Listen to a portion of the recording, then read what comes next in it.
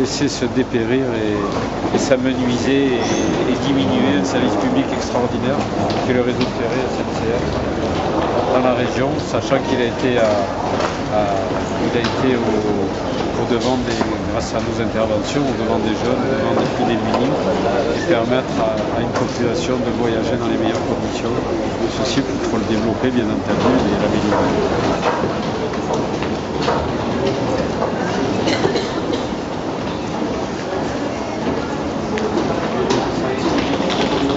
La gare Saint-Charles, l'interconnexion entre le métro et les TER représente une capacité de transport énorme qui permet d'enlever des voitures sur les routes. Donc on défend effectivement le ferroviaire puisqu'on est à la veille de la renégociation de la convention TER entre la région et la SNCF et on est vraiment dans une situation où le libéralisme porté par le président du conseil régional met en danger l'existence même du système ferroviaire. On le voit sur le parvis de la gare avec les Ouibus, les Matrobus. On voit bien que si on transfère sur les routes les transports, c'est pas une bonne chose.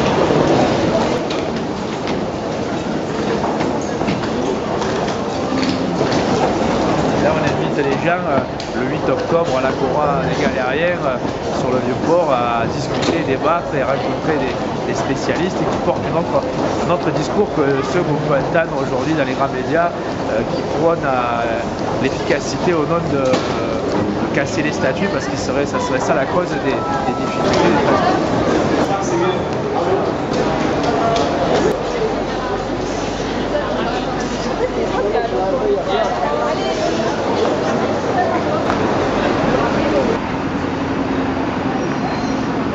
L'objectif de ce colloque, c'est d'inviter largement la population à venir échanger avec nous, organisateurs, partis communistes et associations des élus communistes et républicains des Bouches-du-Rhône, discuter avec nous de quel avenir du service public ferroviaire sur notre département et plus largement sur la région. Parce qu'il y a un enjeu important avec les thromboses qui sont incommensurables sur le département.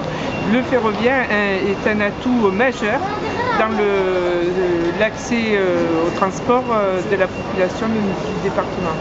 Et nous, on les invite, parce que nous sommes dans une période particulière où la convention TER va être renégociée et les usagers, qui sont les principaux concernés, ont des besoins à exprimer et nous voulons les faire exprimer au travers de ce colloque.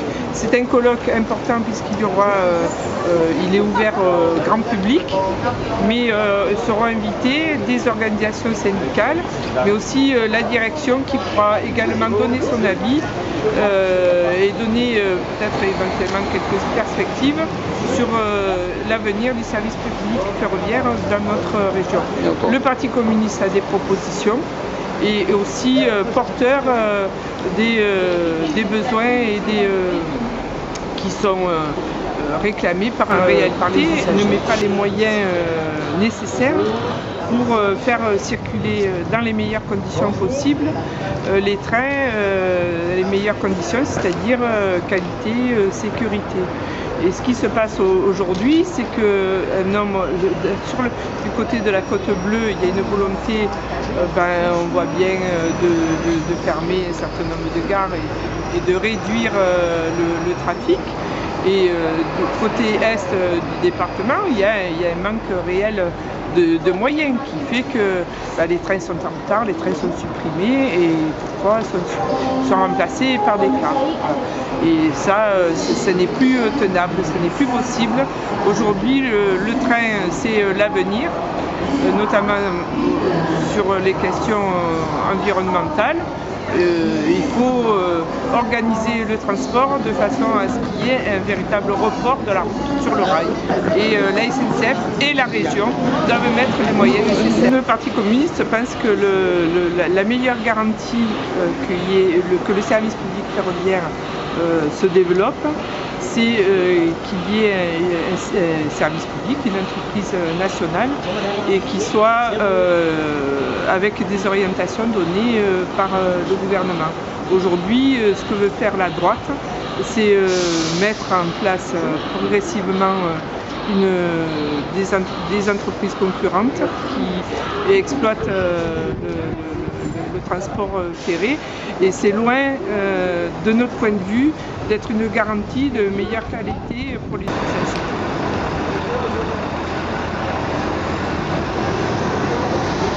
Nous organisons ce colloque qui est en fait la suite de la bataille du rail qu'a lancé le Parti communiste français il y a environ 2 ans et sur lequel nous avons construit ou mis en place un manifeste pour l'avenir des services publics ferroviaires. Ce manifeste, il était sujet de le décliner dans les départements. C'est ce que nous faisons avec le colloque du ferroviaire que nous organisons le samedi 8 octobre. L'objectif est bien entendu de parler de l'activité du ferroviaire, y compris de toutes les attaques qu'il subit, dont la dernière avec la fermeture du site d'Alstom, qui est une des plus grandes entreprises françaises ferroviaires. Donc ce colloque est là pour dénoncer toutes ces attaques, mais surtout aussi pour trouver un développement au service public ferroviaire et donc des propositions à faire pour justement que ce service public ferroviaire réponde aux besoins de transport de l'ensemble de la population. Donc ce n'est pas bien entendu une finalité, je dirais même que c'est un tremplin pour d'autres actions qui nous permettront de travailler sur le sujet et en particulier sur la convention TER qui est en train d'être négociée entre la région et la direction SNCF pour justement pendant au moins 5 ans va se jouer dans cette convention TER les circulations TER et donc les transports ferroviaires sur PACA. Je pas eu le mien. La CGT cheminot PACA à ce colloque du 8. On n'y est pas participant de fait parce qu'aujourd'hui on se rend bien compte que le transport ferroviaire sur la région, il y a un fort mécontentement de l'ensemble des usagers, mais y compris des cheminots aujourd'hui qui se sentent hors jeu de la politique qui est mise en place, que ce soit celle du gouvernement ou celle mise en place par le président du conseil régional. Et que le ferroviaire, parce qu'effectivement le routier coûte moins cher que sur la partie ferroviaire, sur l'entretien, ne serait-ce que sur l'entretien, ça coûte vraiment excessivement cher. Mais entre-temps, on est une entreprise de service public, et une entreprise de service public aujourd'hui, elle n'est pas là pour faire de l'argent. Elle est là aujourd'hui pour acheminer des usagers, pour que ce soit scolaire ou pour l'aspect travail, à l'heure, un train à l'heure, des trains propres.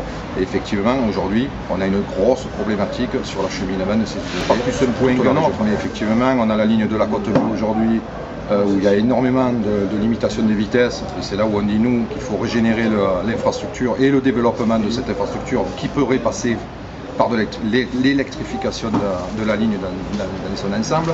Après il y a la ligne de Marseille-Aix aujourd'hui où avec l'aide de la direction SNCF et du conseil régional où on va enlever les contrôleurs.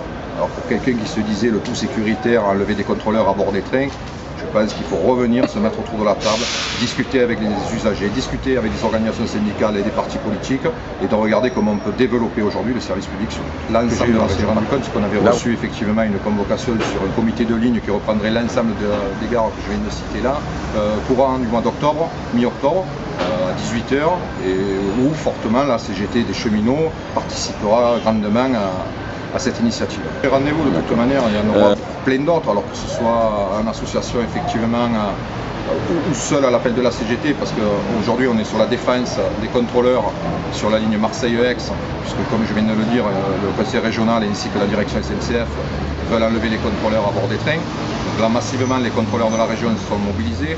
On a énormément aussi de craintes sur la fermeture de gares et de guichets, parce que c'est un plan social déguisé et mis en place aujourd'hui par rapport à ces cheminots qui sont derrière et les usagers qui ne pourront plus venir au guichet prendre leur billet.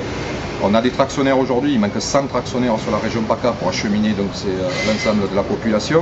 Donc il y a énormément de sujets aujourd'hui de mécontentement et je pense que direction SNCF ainsi que le conseil régional, on doit se mettre autour de la table justement pour pas en arriver à un arrêt de travail qui serait à mon avis pas très bon pour l'ensemble des usagers puisque la colère sera encore plus. Alors même si les annonces du gouvernement sont faites peut-être pour des élections futures, mais comment faire du ferroviaire si demain on ne développe pas effectivement le marché français?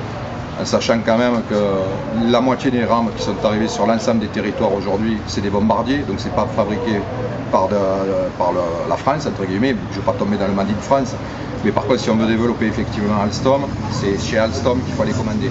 Après, deuxièmement, il faudrait aussi que l'Elysée donne les finances dans les conseils régionaux pour que derrière les conseils régionaux puissent acheter aussi du matériel derrière pour justement améliorer normalement effectivement il a son mot à dire. Alors après, est-ce qu'il est lié directement avec le gouvernement ou pas? Est-ce qu'il faut faire marcher la concurrence ou pas? Ça, je ne pourrais pas vous répondre, mais par contre oui, il faut développer, il faut acheter des rames en nouvelles.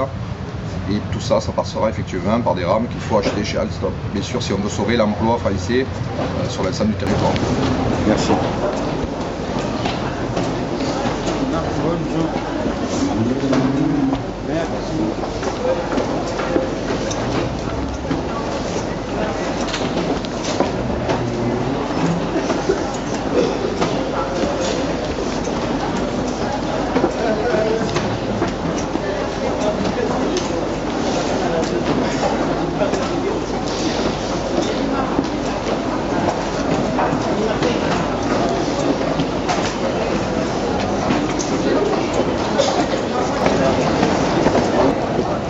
Bonjour, venez débattre pour l'avenir du service public dans la région.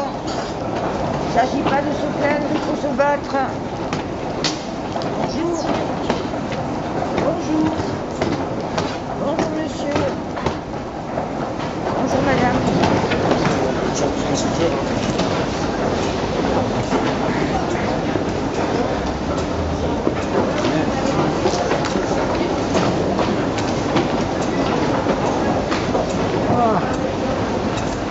Merci madame. Putain, jamais autant de monde.